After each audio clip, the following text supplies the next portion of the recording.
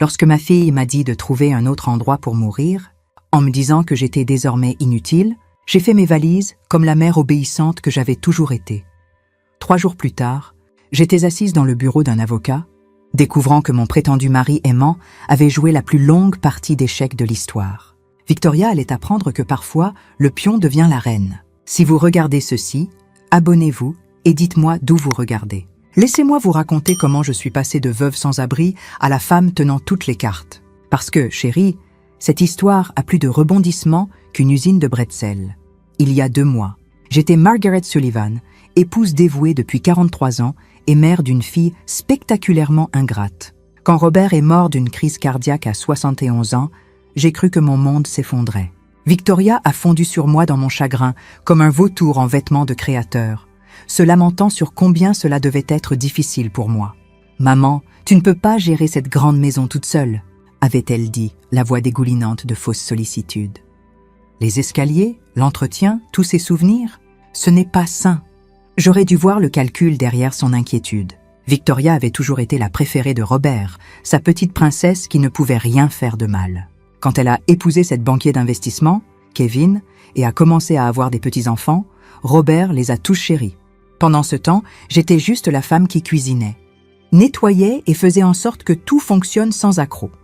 Après les funérailles, Victoria est devenue de plus en plus insistante concernant ma situation. Elle amenait Kevin pour des dîners familiaux où il me coinçait avec des brochures immobilières et des dépliants sur des résidences pour seniors. « Maman, ces endroits sont merveilleux. Tu serais avec des gens de ton âge, des activités, aucune responsabilité. » Ce qu'il voulait se dire, c'était aucun héritage à partager, aucune mère gênante à gérer. Le coup final est arrivé le mardi dernier. Cela faisait 6 semaines que Robert était mort, et je vivais dans ce que Victoria appelait maintenant notre maison, dormant toujours dans la chambre d'amis parce que je ne pouvais pas me résoudre à ranger notre chambre. Victoria est arrivée à l'improviste avec Kevin et 2 grandes valises. « Maman, nous avons pris une décision. Kevin a eu une promotion et nous devons emménager en ville immédiatement. Cette maison est parfaite pour nous. » Je l'ai dévisagée sans vraiment comprendre. « Emménager ? Mais c'est ma maison. » Le masque de Victoria est tombé un instant, révélant le calcul froid en dessous. « En fait, maman, selon le testament de papa, j'ai tout hérité. La maison, les investissements, tout. Je t'ai laissé rester ici par gentillesse, mais il est temps que tu trouves ton propre endroit. » Ces mots m'ont frappé comme un coup physique. « Victoria, il y a sûrement une erreur. »« Aucune erreur. Papa savait que je prendrais mieux soin de son héritage que toi. Tu n'as jamais compris l'argent ou les investissements. Tu n'étais que l'épouse. » Que l'épouse. 43 ans réduits à ces 3 mots. C'est alors qu'elle a porté le coup fatal. « Trouve un autre endroit pour mourir. Tu es inutile maintenant. » J'ai fait mes affaires en une journée. 43 ans de mariage tenant dans 2 valises et une petite boîte de photos. Victoria m'observait depuis l'embrasure de la porte, consultant sa montre comme si je la mettais en retard pour quelque chose d'important. « Il y a un complexe pour seniors sympas sur Maple Street ?»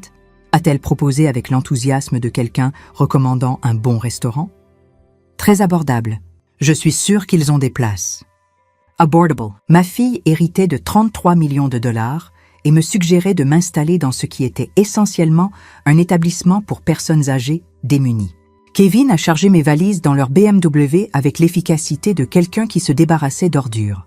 « Margaret, tu vas adorer retrouver ton indépendance, » a-t-il dit, évitant mon regard. Plus besoin de t'inquiéter de l'entretien de la maison ou des impôts fonciers. Plus de maison, voulait-il dire. En partant, j'ai regardé ma maison, celle de Robert, maintenant celle de Victoria, disparaître dans le rétroviseur. L'ironie ne m'a pas échappé. J'avais passé 4 décennies à faire de cette maison un foyer, organisant les fêtes d'anniversaire de Victoria, soignant Robert pendant sa maladie, veillant à chaque détail qui lui tenait à cœur. Maintenant, on me conduisait dans un motel économique comme une invitée indésirable qui aurait trop prolongé son séjour. Le Sunset Inn était exactement ce qu'on pouvait attendre d'un endroit à 49 $ la nuit. Murs fins, serviettes encore plus fines et une moquette qui avait connu de meilleures décennies. Victoria m'a tendu 200 $ en liquide, comme si elle donnait un pourboire à une femme de chambre. « Moi, ça devrait te suffire pour quelques jours, le temps de t'installer », a-t-elle dit. « Je demanderai à Kevin de transférer de l'argent sur ton compte une fois qu'on aura trié les papiers de papa. » De l'argent de mon propre héritage. Après leur départ, je me suis assise sur le matelas affaissé et j'ai essayé de comprendre ce qui venait de se passer. En l'espace de 3 heures, j'étais passée de veuve en deuil à seigneur sans abri. La femme que j'avais élevée, aimée et pour laquelle j'avais tout sacrifié m'avait jetée comme une ordonnance périmée.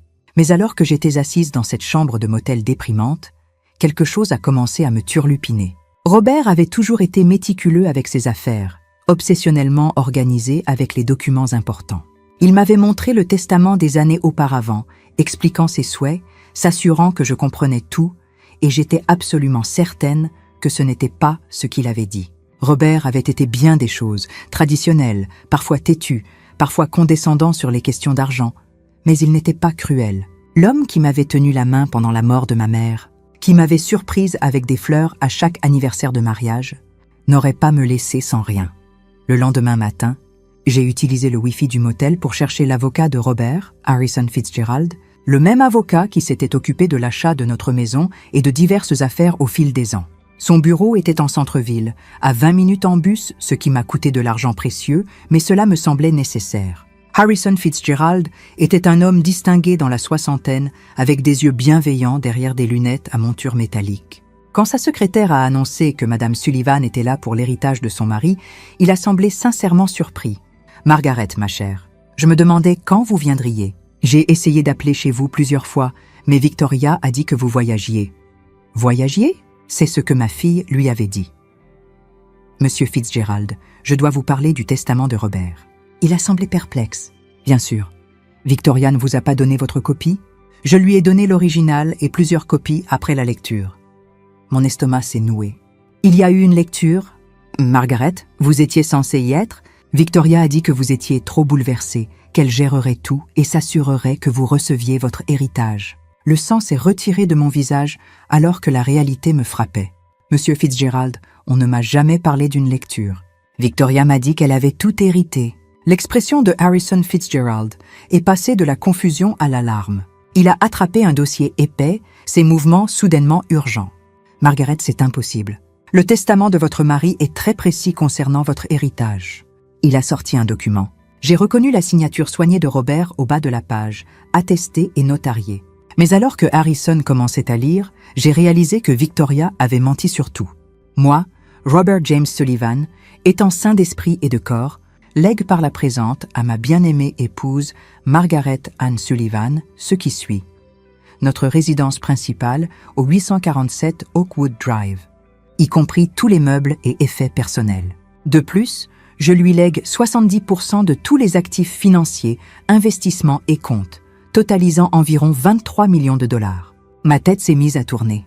23 millions de dollars. La maison, 70% de tout. Harrison a continué à lire, sa voix devenant plus grave. À ma fille, Victoria Sullivan Hayes, je lègue 10 millions de dollars, à conserver en fiducie avec des distributions commençant à son 45e anniversaire, sous réserve de son traitement envers sa mère après ma mort. Sous réserve de son traitement envers moi. Robert avait su. D'une manière ou d'une autre, il avait su exactement ce que Victoria tenterait de faire. « Monsieur Fitzgerald ?» ai-je murmuré. Victoria m'a dit que je n'avais rien hérité. Elle a emménagé dans ma maison. Elle m'a donné 200 $ et m'a suggéré de trouver une résidence pour seniors. Le visage de l'avocat s'est empourpré de colère. « Margaret, ce que Victoria a fait s'appelle de la maltraitance envers une personne âgée et de la fraude. Elle a commis plusieurs délits. Mais elle avait des documents légaux. Elle m'a montré des papiers. Forgés, probablement, ou des documents d'un brouillon antérieur. Votre mari a mis à jour son testament 6 mois avant sa mort, précisément parce qu'il était préoccupé par l'attitude de Victoria envers l'argent et son sentiment d'avoir tous les droits. Toi, la pièce tournait. Toutes ces fois où Victoria avait ignoré mes opinions, m'avait interrompu pendant les dîners familiaux, levé les yeux au ciel quand j'essayais de contribuer aux conversations sur leurs vacances coûteuses ou les affaires de Kevin. Robert avait observé, évalué, pris des décisions. Il y a plus, Margaret. La clause du trust pour Victoria stipule expressément que si elle ne vous traite pas avec respect et dignité après ma mort, les 10 millions de dollars vous reviennent entièrement. Je l'ai fixé, sous le choc. Vous voulez dire? Je veux dire que votre fille vient de perdre 10 millions de dollars. Son héritage vous revient également. Vous n'héritez pas de 23 millions, Margaret. Vous héritez de 33 millions, plus la maison et tous les biens personnels. L'ironie était si parfaite qu'elle en était presque drôle. Victoria avait été si pressée de s'approprier son héritage qu'elle avait déclenché la clause conçue pour me protéger de sa cupidité. « Que dois-je faire maintenant ?» ai-je demandé, la voix à peine assurée. Harrison a souri, et pour la première fois depuis la mort de Robert, j'ai vu une véritable chaleur dirigée vers moi. « Maintenant, ma chère, nous appelons la police pour la fraude. Ensuite, nous contactons Victoria et l'informons qu'elle va recevoir le choc de sa vie. » Peut-elle contester cela ? Avec quel argent ? Elle va découvrir que tous les comptes qu'elle pensait contrôler vous appartiennent en réalité. Chaque investissement, chaque compte bancaire, chaque actif, sauf votre maison, est gelé en attendant l'enquête sur ses activités frauduleuses. Je pensais à Victoria dans ma maison, probablement en train de planifier des rénovations, faisant du shopping pour de nouveaux meubles avec de l'argent qu'elle croyait être le sien. Kevin calculait sans doute comment l'héritage affecterait son portefeuille d'investissement. Il n'avait aucune idée que dans environ 6 heures, leur monde entier allait s'effondrer. Le bureau de Harrison Fitzgerald est devenu le centre de commandement de ce qu'il a joyeusement appelé l'opération justice. Il a contacté la police, les banques et un détective privé pendant que je restais assise dans son fauteuil en cuir, encore en train de digérer l'ampleur de la tromperie de Victoria. Les documents falsifiés sont très sophistiqués, a expliqué la détective Rodriguez en examinant le faux testament que Victoria m'avait montré. Ce n'était pas un crime spontané. Quelqu'un a planifié cela soigneusement. Vous pensez que Victoria a eu de l'aide ? ai-je demandé.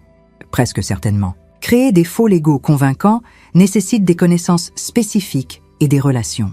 Nous devrons enquêter pour savoir si Kevin ou quelqu'un dans son réseau financier était impliqué. En 2 heures, tous les comptes avaient été gelés. Les cartes de crédit de Victoria, liées à ce qu'elle pensait être ses nouveaux comptes d'héritage, ont été refusées. Les services publics de la maison, qu'elle avait déjà transférés à son nom, ont été suspendus en attendant la vérification de la propriété. Mon téléphone a sonné à 15h47 précise. Le nom de Victoria s'est affiché à l'écran. « Maman, où es-tu ? Il y a un problème avec les comptes bancaires. Ils disent que les actifs de papa sont gelés. »« Bonjour, Victoria. Je suis dans le bureau de Harrison Fitzgerald. Tu te souviens de lui ? L'avocat de papa.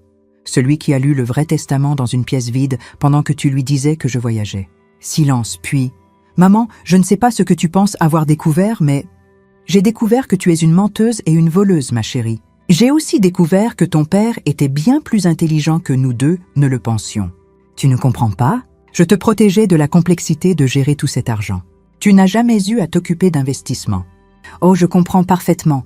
Tu as falsifié des documents légaux, commis une fraude et jeté ta mère de 67 ans hors de sa propre maison parce que tu pensais que j'étais trop stupide pour le remarquer. » Sa voix est devenue aiguë, désespérée. « Maman, tu es confuse ? Le chagrin t'a submergée et quelqu'un profite clairement de ton état émotionnel. » L'audace était stupéfiante. Même prise la main dans le sac, Victoria essayait encore de me manipuler. « Victoria, ma chère, laisse-moi clarifier une chose pour toi. Non seulement tu n'as jamais rien hérité, mais ton véritable héritage, les 10 millions que ton père t'avait laissés, est maintenant à moi, grâce à une charmante clause qu'il a incluse concernant le respect et la dignité envers moi. C'est impossible. La détective Rodriguez est juste là si tu veux discuter de l'impossibilité des accusations de fraude avec elle. » Le téléphone est devenu silencieux.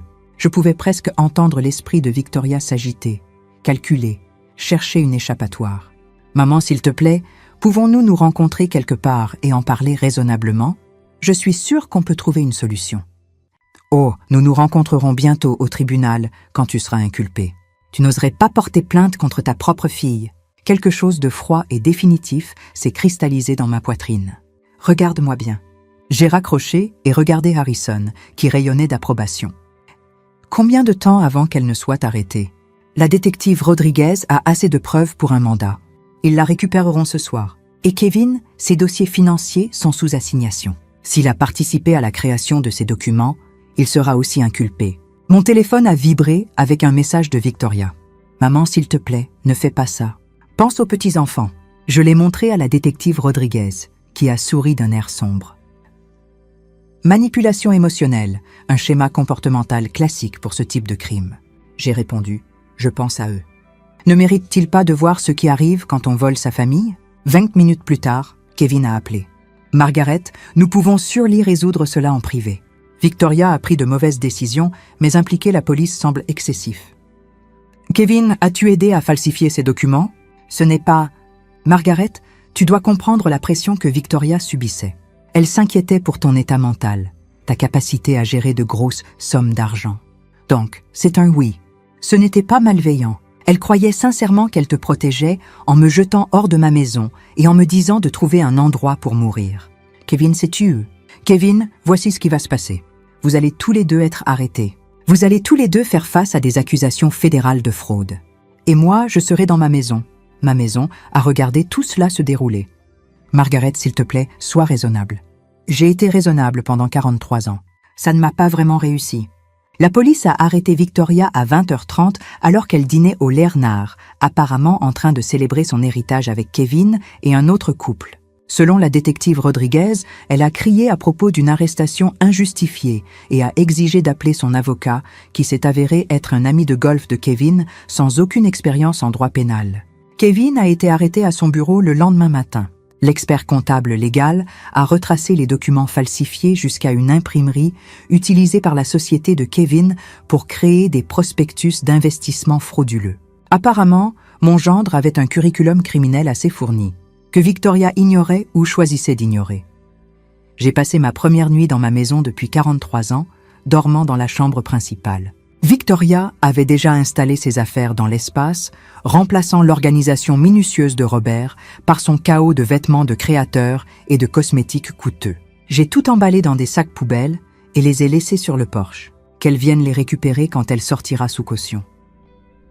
La maison semblait différente maintenant, non pas parce que Robert était parti, mais parce que je la voyais enfin comme la mienne.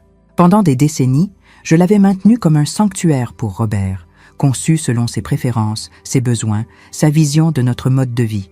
Maintenant, en regardant autour de moi avec des yeux clairs, je réalisais à quel point peu de moi s'était jamais reflété dans ces pièces. Cela allait changer. Harrison a appelé vers midi avec des nouvelles. La caution de Victoria est fixée à 50 000 $. Comme tous ses comptes sont gelés, elle devra trouver quelqu'un d'autre pour la couvrir. Et Kevin? 200 000 $. Apparemment, le juge n'a pas été impressionné par son passé de fraude financière. Qui aurait cru que mon gendre faisait l'objet d'une enquête pour fraude sur titre? Je ne le savais certainement pas. Mais après tout, j'avais toujours été exclue des discussions financières familiales. Victoria et Kevin m'avaient toujours parlé comme à une enfant quand il s'agissait d'argent, simplifiant des concepts qu'ils supposaient que je ne pouvais pas comprendre. Ils allaient bientôt découvrir à quel point j'avais compris. Harrison, je veux apporter des changements à la maison. Victoria avait engagé des entrepreneurs pour rénover. J'aimerais poursuivre certains de ces plans, mais avec ma propre vision. Excellente idée. C'est votre maison maintenant, Margaret. Faites ce qui vous rend heureuse. Ce qui me rendait heureuse, je l'ai réalisé, c'était l'idée de défaire chaque supposition que Victoria avait faite concernant mon héritage. Elle prévoyait de refaire la cuisine, remplacer les planchers de bois franc et transformer le bureau de Robert en cave à vin. J'allais transformer le bureau en atelier d'art et les plans de la cave à vin en bibliothèque. Mon téléphone a sonné. Numéro inconnu. Madame Sullivan, ici Janet Cooper de Channel 7 News. Nous avons appris que vous êtes victime d'une importante affaire de fraude envers une personne âgée impliquant votre fille. Seriez-vous prête à partager votre histoire? La nouvelle se répandait. Dans une ville de cette taille, l'arrestation d'un banquier d'investissement connu et de sa femme pour avoir fraudé sa belle-mère âgée faisait la une. Mademoiselle Cooper, j'apprécie votre intérêt, mais je ne suis pas prête à faire des déclarations publiques. Je comprends que cela doit être difficile, mais votre histoire pourrait aider d'autres seniors à reconnaître les signes avant-coureurs d'abus financiers familiaux. Elle avait raison. Combien d'autres femmes de mon âge étaient manipulées par des enfants adultes qui les voyaient comme des obstacles gênants à leur héritage? Si je décidais de raconter mon histoire, aurais-je le contrôle sur la manière dont elle est présentée? Absolument. Nous pourrions organiser une interview où vous auriez un droit de regard sur le montage final.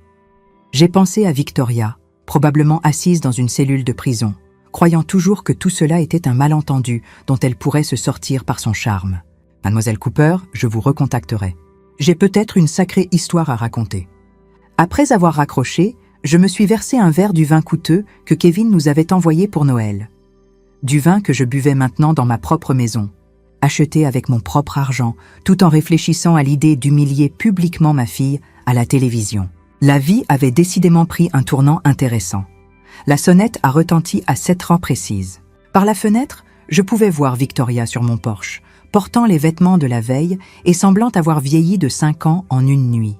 Elle avait réussi à payer sa caution, d'une manière ou d'une autre. J'ai ouvert la porte, mais ne l'ai pas invitée à entrer. « Maman, s'il te plaît, nous devons parler. Nous avons parlé hier. Tu m'as dit de trouver un endroit pour mourir. J'ai trouvé un endroit où vivre à la place. » Les yeux de Victoria étaient rougis, sa parfaite maîtrise habituelle complètement brisée. « J'ai fait des erreurs terribles, mais je suis toujours ta fille. » « Vraiment ? Parce que les filles ne falsifient généralement pas des documents légaux pour voler l'héritage de leur mère. Je ne volais pas. J'essayais de... » Elle s'arrêta, visiblement en difficulté pour trouver des mots qui ne sonnent pas criminels. « Tu essayais de quoi, Victoria ? » « Je voulais te protéger de mauvaises décisions financières. »« Tu n'as jamais géré de grosses sommes d'argent ? » Même maintenant, même après avoir été arrêtée pour fraude, elle ne pouvait pas admettre la vérité. Dans l'esprit de Victoria, elle était toujours la victime de mes attentes déraisonnables. « Victoria, laisse-moi te raconter ce que ton père m'a dit 6 mois avant sa mort. Il m'a dit qu'il s'inquiétait de ton sentiment d'avoir tous les droits, de ton attitude envers l'argent et de la manière dont tu traitais les gens que tu considérais comme inférieurs à toi. » Son visage devint blême. « Papa n'a jamais dit ça. Il a dit que tu lui rappelais sa sœur, Éléanore, belle, charmante et totalement incapable de penser à autre chose qu'à toi-même. Il m'a dit qu'il modifiait le testament précisément parce qu'il craignait ce que tu me ferais si tu avais le contrôle. C'est un mensonge. » Je sortis mon téléphone et lui montrai un enregistrement vocal. « En fait, non. Ton père a enregistré un message vidéo expliquant sa décision, a diffusé si tu contestais le testament ou si tu me traitais mal après sa mort. » Victoria fixa le téléphone comme s'il s'agissait d'un serpent venimeux. Il savait, ma chérie. Il savait exactement qui tu étais sous tout ce charme. La seule chose qu'il n'avait pas prévue, c'est jusqu'où tu irais. « Jouez-le, » murmura-t-elle. Je touchai l'écran et la voix de Robert remplit l'air du matin. Claire, mesurée et absolument dévastatrice. « Si tu entends ceci, Victoria, cela signifie que mes craintes concernant ton caractère étaient justifiées. J'espérais avoir tort. J'espérais que ma fille avait plus d'intégrité que je ne le soupçonnais. Mais si Margaret joue cet enregistrement, cela signifie que tu m'as donné raison de la pire manière possible. » Victoria s'effondra sur les marches du porche, tandis que la voix de Robert continuait. « J'ai passé 43 ans à regarder ta mère sacrifier ses rêves, ses ambitions, son indépendance pour s'occuper de notre famille. Elle a travaillé à temps partiel pour aider à payer tes études pendant que je développais mon entreprise. Elle a reporté ses propres études, renoncé à des opportunités de carrière et s'est investie pour être l'épouse et la mère qu'elle pensait que nous avions besoin. L'enregistrement dura encore 3 minutes, chaque mot soigneusement choisi, chaque phrase un scalpel découpant les justifications et les auto-illusions de Victoria. Au moment où tu entendras ceci, tu auras découvert que traiter ta mère mal t'a tout coûté. J'espère que ça en valait la peine. » Quand cela se termina, Victoria pleurait. Pas les jolies larmes qu'elle utilisait depuis l'enfance pour manipuler les gens, mais des sanglots laids et brisés. « Il me détestait, » murmura-t-elle. « Non, Victoria, il t'aimait assez pour espérer que tu lui prouverais qu'il avait tort. Tu as choisi de lui prouver qu'il avait raison à la place. » Elle leva les yeux vers moi, le mascara coulant sur ses joues. « Que va-t-il se passer maintenant ? Maintenant, tu fais face aux conséquences de tes choix. Les accusations de fraude, l'enquête, l'humiliation publique quand cette histoire sera diffusée aux nouvelles. » « Les nouvelles ? Channel 7 veut m'interviewer sur les abus financiers envers les aînés. Je pense dire oui. » Le visage de Victoria s'effondra complètement. « Maman, s'il te plaît, pense à ce que ça fera aux petits-enfants, à la carrière de Kevin, à toute notre famille. J'y pense. Je pense à comment tu n'as considéré aucune de ces choses quand tu as décidé de commettre plusieurs délits. » Elle se leva lentement, paraissant plus vieille et plus défaite que je ne l'avais jamais vue. « Je sais que tu ne me croiras pas, mais je n'ai jamais voulu que ça aille aussi loin. Je voulais juste l'argent. Je voulais la sécurité, le statut. Je voulais ne plus jamais avoir à m'inquiéter de quoi que ce soit. » Pour la première fois depuis le début de ce cauchemar, Victoria disait la vérité. « Je te crois, ma chérie, mais vouloir quelque chose ne justifie pas de détruire des gens pour l'obtenir. » Elle hocha la tête, les larmes coulant toujours. « Que puis-je faire pour réparer ça ? Tu peux commencer par admettre que ce que tu as fait était mal. Pas mal avisé, pas protecteur, pas compliqué. Mal. C'était complètement, impardonnablement mal. Ensuite, tu peux affronter les conséquences qui suivront avec un peu de dignité au lieu d'essayer de t'en sortir par la manipulation. » Victoria me regarda longuement, voyant peut-être pour la première fois, non pas la mère docile qu'elle avait toujours connue, mais la femme qui venait de la surpasser complètement. « Je l'ai mérité, n'est-ce pas ?»« Oui, Victoria, absolument. » 3 jours après la confession de Victoria sur le porche, la mère de Kevin se présenta à ma porte. Eleanor Hayes était tout ce à quoi je m'attendais. Parfaitement coiffée, couverte de bijoux et dégageant ce genre de sentiment de supériorité qui ne vient que de 3 générations de richesse héritées. « Margaret, nous devons discuter de cette situation de manière rationnelle. » Je l'invitais à entrer, curieuse de voir quelle version de la réalité la famille Hayes avait construite pour expliquer les accusations criminelles contre leur fils. Eleanor s'installa dans mon salon comme si elle m'accordait une audience. Kevin a fait de mauvais choix, évidemment, mais le poursuivre en justice semble plutôt vindicatif. Ne trouves-tu pas? Vindicateur? Votre fils a aidé à voler mon héritage et m'a jeté hors de ma propre maison. Kevin suivait l'exemple de Victoria. Il n'a pas compris toute la situation. Cette femme essayait vraiment de blâmer ma fille pour le comportement criminel de son fils. Je devais admirer l'audace. Madame Hayes, Kevin a créé des documents légaux falsifiés. Ce n'est pas suivre l'exemple de quelqu'un. C'est une conspiration pour commettre une fraude. L'avocat de Kevin pense que nous pouvons parvenir à un règlement qui profite à tout le monde. Vous récupérez votre maison. Victoria fait face à des conséquences appropriées. Et Kevin évite la publicité d'un procès. Des conséquences appropriées. Comme si les crimes de Victoria étaient une simple violation d'étiquette. Quel genre de règlement? Eleanor sourit, croyant clairement avoir trouvé une ouverture. La famille de Kevin est prête à vous dédommager pour votre désagrément. Disons 2 millions de dollars en échange de l'abandon des charges contre Kevin. 2 millions pour pardonner à l'homme qui avait aidé à me voler 33 millions.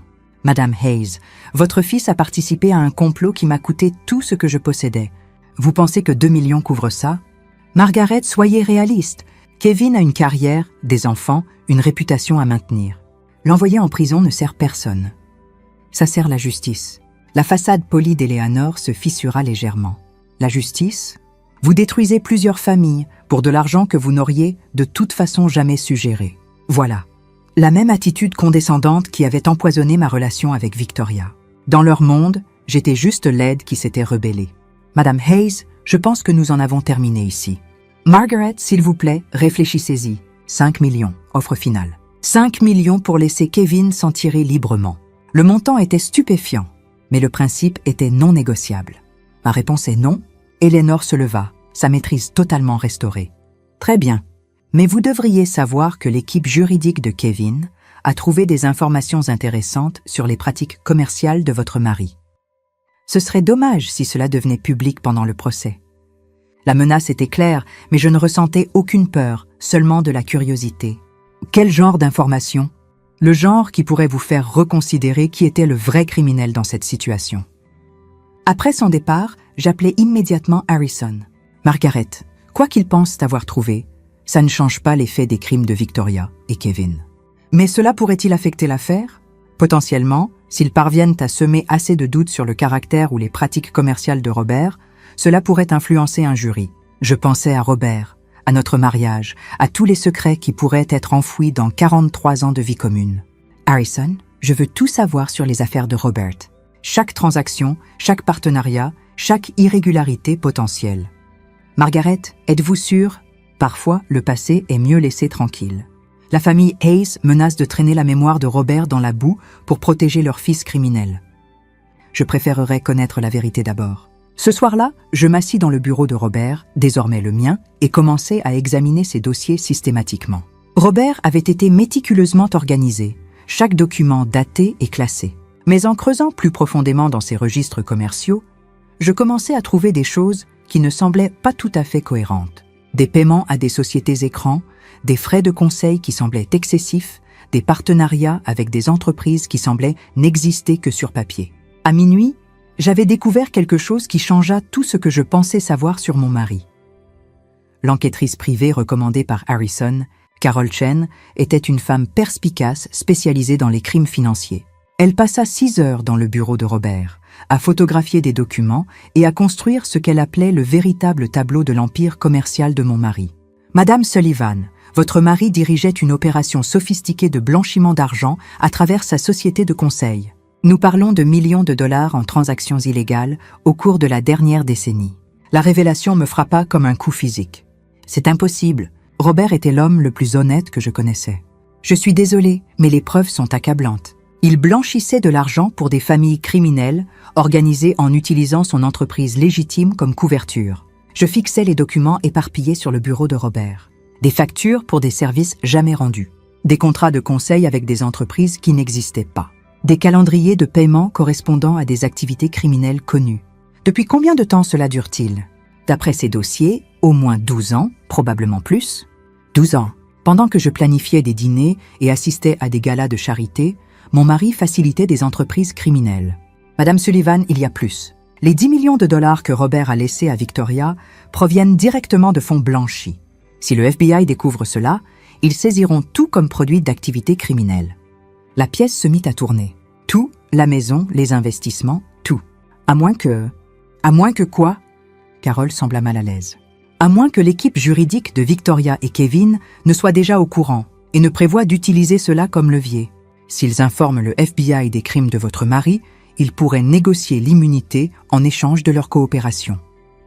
Ma fille et son mari n'étaient pas seulement des voleurs. Ils tenaient une arme nucléaire au-dessus de ma tête. Quelles sont mes options? Légalement, vous pourriez contacter le FBI vous-même, vous présenter volontairement et espérer une clémence. Vous perdriez la plupart de l'argent, mais vous pourriez peut-être garder la maison. Et si je ne le fais pas? Les avocats de Victoria et Kevin divulgueront probablement cette information de manière stratégique. Vous perdriez tout de toute façon et vous pourriez aussi faire face à des accusations pour avoir bénéficié, sans le savoir, d'activités criminelles. Je pensais à la confiance arrogante d'Eleanor Hayes, à sa certitude que j'accepterais leur offre de règlement. Ils étaient au courant des crimes de Robert depuis le début. Carole, comment ont-ils découvert cela?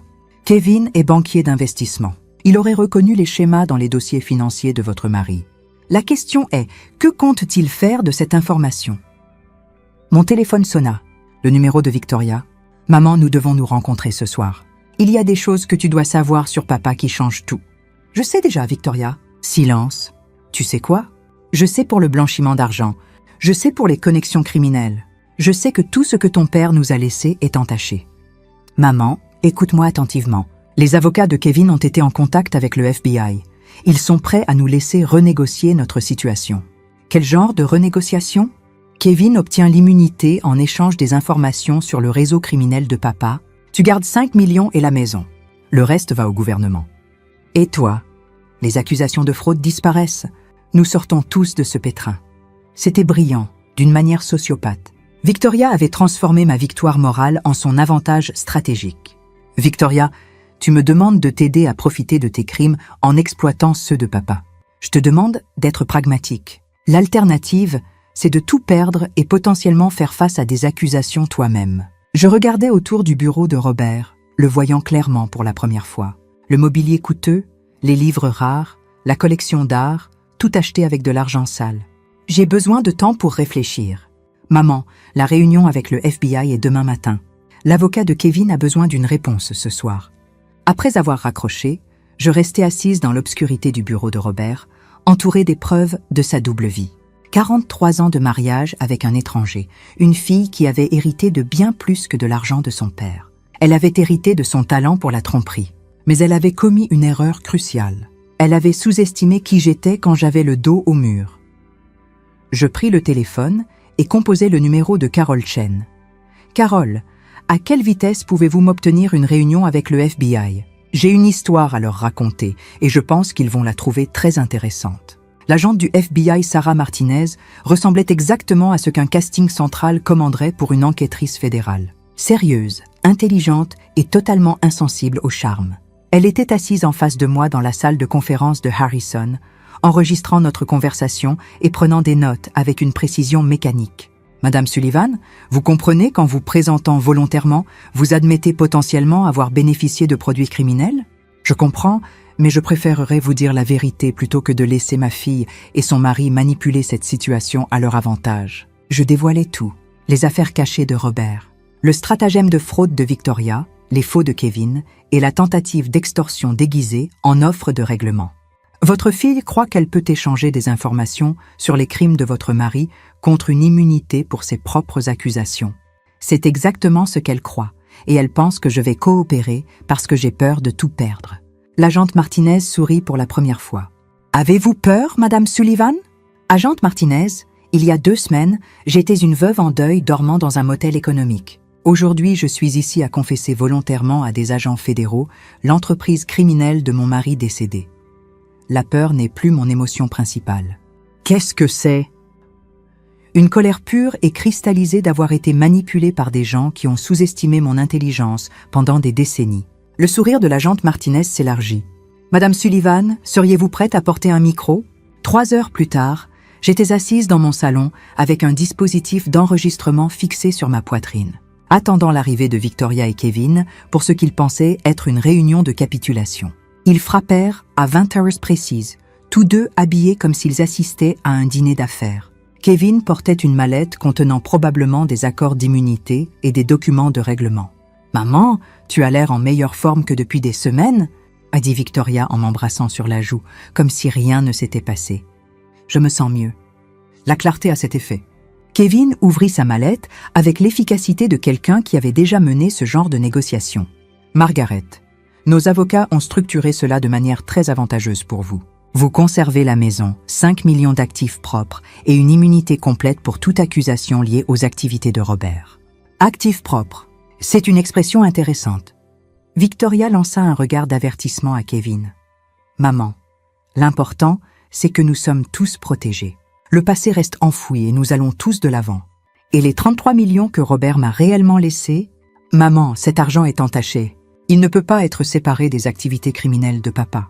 Prendre 5 millions est le meilleur résultat possible. Et vous deux, qu'est-ce que vous gagnez dans cet arrangement ?» Kevin se pencha en avant, sa confiance revenant. « Nous pouvons mettre ce malentendu regrettable derrière nous. Les accusations contre Victoria disparaissent. Ma réputation reste intacte et notre famille peut guérir. » Malentendu. Il qualifiait toujours une fraude criminelle de malentendu. « Kevin, aide-moi à comprendre quelque chose. Quand as-tu découvert les activités criminelles de Robert ?»« Que veux-tu dire ? Je veux dire, savais-tu pour le blanchiment d'argent quand tu as épousé Victoria ? Ou l'as-tu découvert récemment en planifiant de voler mon héritage ?» Kevin et Victoria échangèrent un regard. « Margaret, je ne pense pas que ce soit pertinent pour notre discussion actuelle. En fait, je pense que c'est très pertinent. Parce que si tu savais pour les crimes de Robert et n'as rien dit, cela fait de toi un complice après coup. Et si tu ne les as découverts qu'en commettant tes propres crimes, cela fait de toi quelqu'un de remarquablement malchanceux. » La maîtrise de Victoria commençait à s'effriter. « Maman, à quoi veux-tu en venir ? Je veux en venir au fait que vous deux planifiez cela depuis des mois, peut-être des années. Le testament falsifié, la découverte du blanchiment d'argent, même les connexions de Kevin avec des faussaires de documents. Rien de tout cela n'était spontané. C'est ridicule. Vraiment ? L'agente Martinez trouve ça tout à fait plausible. Le sang quitta leur visage. « Agente Martinez ?» murmura Kevin. « FBI. » Elle a été très intéressée par mon histoire d'abus systématique envers une personne âgée, de fraude et de tentative d'extorsion. En particulier la partie où vous avez essayé de me faire chanter avec les crimes de mon mari décédé. Kevin se leva brusquement, attrapant sa mallette. « Margaret, cette conversation est terminée. » En fait, Kevin, je pense qu'elle ne fait que commencer. L'agente Martinez et 2 autres agents fédéraux entrèrent dans mon salon, alors que Victoria et Kevin restaient figés sur place. La mallette que Kevin avait saisie fut confisquée immédiatement, ainsi que leur téléphone. Victoria Sullivan Hayes et Kevin Hayes, vous êtes en état d'arrestation pour complot en vue de commettre une fraude électronique, abus envers une personne âgée et tentative d'extorsion d'un témoin fédéral. Victoria se tourna vers moi avec une expression de trahison absolue. « Maman, comment as-tu pu faire ça à ta propre famille ? De la même manière que tu as pu falsifier des documents légaux et voler mon héritage, ma chérie. Sauf que ma façon est légale. » Alors que les agents les menottaient, Kevin tenta une dernière manœuvre désespérée. « Margaret, tu ne comprends pas ce que tu as fait. Il y a des gens liés aux affaires de Robert qui n'apprécieront pas l'attention fédérale. Tu t'es mise en danger. » L'agente Martinez interrompit la lecture de leurs droits. « Monsieur Hayes, menacez-vous un témoin fédéral ?» Je l'avertis de la réalité de sa situation. La réalité, Monsieur Hayes, c'est que vous venez d'ajouter l'intimidation de témoins à vos accusations. Après leur départ, l'agente Martinez s'assit à nouveau en face de moi. « Madame Sullivan, l'avertissement de Kevin pourrait ne pas être totalement vide. Votre mari était lié à des gens dangereux. À quel point dangereux ? Principalement la famille criminelle Torino. Ils utilisent des entreprises légitimes pour blanchir de l'argent depuis des décennies. La société de conseil de votre mari était l'une de leurs opérations les plus réussies. Le nom ne me disait rien, mais l'expression de l'agente me dit tout ce que j'avais besoin de savoir. Êtes-vous en train de dire que je suis en danger physique réel? Potentiellement. Mais il y a autre chose que vous devriez savoir sur l'opération de votre mari. Quelque chose qui change tout. L'agente Martinez sortit un dossier épais, du genre qui suggérait des mois d'enquête. Am Sullivan, votre mari ne se contentait pas de blanchir de l'argent pour la famille Torino. Il était un informateur du FBI. Pendant 12 ans, il fournissait des informations sur leurs opérations tout en semblant faciliter leur blanchiment d'argent. Le monde bascula. Robert travaillait pour le FBI en infiltration profonde dans une enquête à long terme. L'opération était si sensible que même les bureaux locaux du FBI n'étaient pas informés. Votre mari nous aidait à construire des dossiers contre plusieurs familles criminelles. Mais l'argent était réel. Le FBI lui permettait de conserver un pourcentage des fonds blanchis en paiement pour sa coopération et pour maintenir sa couverture. Tout ce qu'il vous a laissé a été gagné grâce à une coopération fédérale légitime. Je la fixais, essayant de digérer cette révélation. Donc, les 33 millions de dollars vous appartiennent légalement. Votre mari est mort avant la conclusion de l'enquête. Mais sa coopération pendant 12 ans a directement conduit à 47 arrestations et à la saisie de plus de 200 millions de dollars d'actifs criminels. Pourquoi personne ne m'a rien dit? Parce que l'enquête était en cours et parce que nous n'étions pas certains de votre implication ou de votre connaissance. Le stratagème de fraude de votre fille et de votre gendre nous a en fait aidé à confirmer votre innocence. Victoria et Kevin ne savaient rien de tout cela. Ils soupçonnaient des activités criminelles, mais ils n'avaient aucune idée de la coopération fédérale. Ils prévoyaient de me faire chanter avec des informations qui auraient en réalité disculpé mon mari. L'ironie était si parfaite qu'elle en était presque poétique. Victoria avait essayé de voler mon héritage 2 fois, d'abord par la fraude, puis par le chantage basé sur des informations incomplètes. Agente Martinez, que se passe-t-il maintenant? Maintenant, vous récupérez votre argent, votre fille et votre gendre font face à des accusations fédérales et vous décidez quel type de vie vous voulez construire avec votre héritage légitime. Quant au danger mentionné par Kevin, la famille Torino sera trop occupée à gérer ses propres problèmes juridiques pour s'inquiéter de vous. Nous exécutons des mandats de perquisition dans 3 États demain matin. Je regardais mon salon, le voyant à nouveau comme le lieu de ma résurrection plutôt que de mon humiliation. Agente Martinez, puis-je vous poser une question? Bien sûr. De votre point de vue professionnel, suis-je une personne horrible si je ressens de la satisfaction à propos de l'arrestation de Victoria? L'agente Martinez sourit. Madame Sullivan, de mon point de vue professionnel, vous êtes une femme qui a refusé d'être victimisée. Ce n'est pas horrible. C'est inspirant. 6 mois plus tard, je me tenais dans la cuisine de ma maison rénovée, préparant du café pour 2. Le soleil du matin filtrait à travers de nouvelles fenêtres qui s'ouvraient correctement, illuminant des plans de travail que j'avais choisis moi-même pour la première fois en 43 ans. Bonjour Margaret.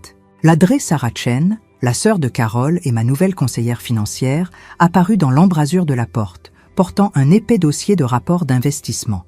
Bonjour Sarah, prête pour notre revue trimestrielle? Les 6 derniers mois avaient été un tourbillon de procédures judiciaires, d'interviews médiatiques et de transformations personnelles. Victoria et Kevin purgeaient chacun une peine fédérale de 18 mois. La couverture médiatique de leurs crimes avait fait de moi une sorte de célébrité dans les cercles de défense des aînés. « Votre portefeuille performe remarquablement bien », dit Sarah, s'installant à ma nouvelle table de petit déjeuner. La fondation caritative est pleinement opérationnelle et le fonds de bourse a déjà sélectionné ses premiers bénéficiaires. La fondation Margaret Sullivan pour la protection des aînés était devenue mon objectif principal.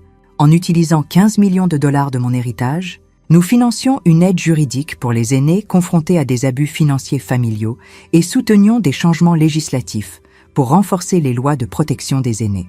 Des nouvelles sur le documentaire? Netflix a confirmé l'accord de production. Ils veulent commencer le tournage le mois prochain. Mon histoire avait captivé l'attention des médias bien au-delà de la couverture initiale. La revanche d'une mère, une histoire criminelle américaine, était en développement en tant que série limitée, les bénéfices allant à des organisations de défense des aînés. Et Victoria? L'expression de Sarah devint prudente. Elle a écrit à nouveau. Son avocat dit qu'elle veut s'excuser et demander pardon. Victoria m'avait écrit 17 lettres depuis la prison fédérale. J'avais lu les premières qui allaient de l'auto-justification au désespoir avant de décider de ne plus les ouvrir. Certaines relations, une fois brisées, ne peuvent être réparées par des mots. Sarah, ma position sur ce point a-t-elle changé? Pas d'après nos conversations précédentes, mais les gens évoluent, Margaret, même ceux qui ont fait des choix terribles.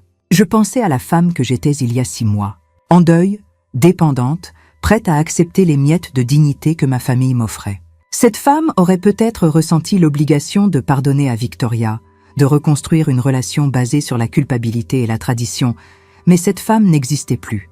Sarah organisait une réunion avec l'avocat de Victoria, pas pour me réconcilier, mais pour clarifier quelque chose. Quel genre de chose? Je veux que Victoria comprenne que ses actions ont eu des conséquences au-delà de la punition légale. Je veux qu'elle sache qu'elle a détruit notre relation de manière permanente et que ses enfants grandiront en sachant pourquoi leur mère est allée en prison. Ça semble dur. Bien, c'est censé être dur. Victoria a fait des choix d'adulte qui ont blessé des gens qu'elle était censée aimer. Elle ne peut pas échapper aux conséquences émotionnelles simplement parce qu'elle a écrit quelques lettres de prison. Sarah prit des notes dans son portfolio en cuir. Et les petits-enfants? Victoria a demandé des visites supervisées avec eux. Ma relation avec les enfants de Victoria sera basée sur leurs choix lorsqu'ils seront adultes, pas sur les efforts de réhabilitation de leur mère. La sonnette retentit. Par la fenêtre, je vis un camion de livraison avec un gros colis. Ce doit être le nouveau mobilier pour l'atelier? Dis-je à Sarah. L'atelier d'art avait été mon projet de rénovation préféré. L'ancien bureau de Robert était maintenant un espace lumineux et aéré où je redécouvrais mon amour de la peinture, quelque chose que j'avais abandonné lorsque je m'étais mariée et avais assumé le rôle d'épouse et de mère dévouée. Margaret, puis-je vous poser une question personnelle? Bien sûr. Regrettez-vous parfois la manière dont tout cela s'est déroulé?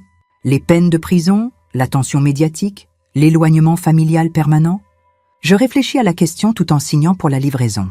Il y a 6 mois, j'étais invisible, une veuve sans argent, sans maison, sans perspective. Aujourd'hui, j'étais une philanthrope millionnaire avec une fondation, un contrat de documentaire et un but qui allait bien au-delà de ma propre survie. Sarah, ma fille, a essayé de voler tout ce que je possédais et de me laisser sans abri. Mon gendre a créé des documents falsifiés et m'a menacé de chantage. Ils m'ont montré exactement qui ils étaient quand ils pensaient que j'étais impuissante à les arrêter. Mais il reste votre famille? Non, il reste de l'ADN. La famille, ce sont les gens qui vous protègent quand vous êtes vulnérable, pas ceux qui exploitent votre vulnérabilité pour le profit. Sarah referma son portfolio, satisfaite de ma réponse. D'ailleurs, et ajoutai-je, regardez ce que je suis devenue quand j'ai cessé de les laisser définir ma valeur. Après le départ de Sarah, je parcourus ma maison. Vraiment ma maison, maintenant, décorée selon mes goûts, organisée selon mes priorités. Dans l'atelier d'art, je découvris ma dernière peinture. Un autoportrait d'une femme debout sous un soleil éclatant, le visage tourné vers l'avenir. La femme sur la toile ne ressemblait en rien à la veuve en deuil qui avait emballé sa vie dans 2 valises il y a 6 mois. Cette femme semblait puissante, indépendante, sans peur. Elle ressemblait à quelqu'un qui avait appris que la meilleure revanche n'est pas de se venger. C'est de devenir tout ce que vos ennemis n'ont jamais pensé que vous pourriez être. Dehors, le soleil se couchait derrière des arbres que j'avais plantés moi-même, dans un sol qui m'appartenait, sur une propriété que j'avais défendue par mon intelligence et mon courage, plutôt que reçue par mariage ou naissance. Demain, je continuerai à construire la vie que j'avais choisie, plutôt que celle que les autres avaient planifiée pour moi. Et si Victoria voulait reconstruire une relation avec cette femme, elle ferait mieux d'apporter bien plus que des lettres de prison et des excuses creuses. Elle devrait apporter une transformation complète, à la hauteur de la mienne. Merci d'avoir regardé. N'oubliez pas de vous abonner et n'hésitez pas à partager votre histoire dans les commentaires. Votre voix compte.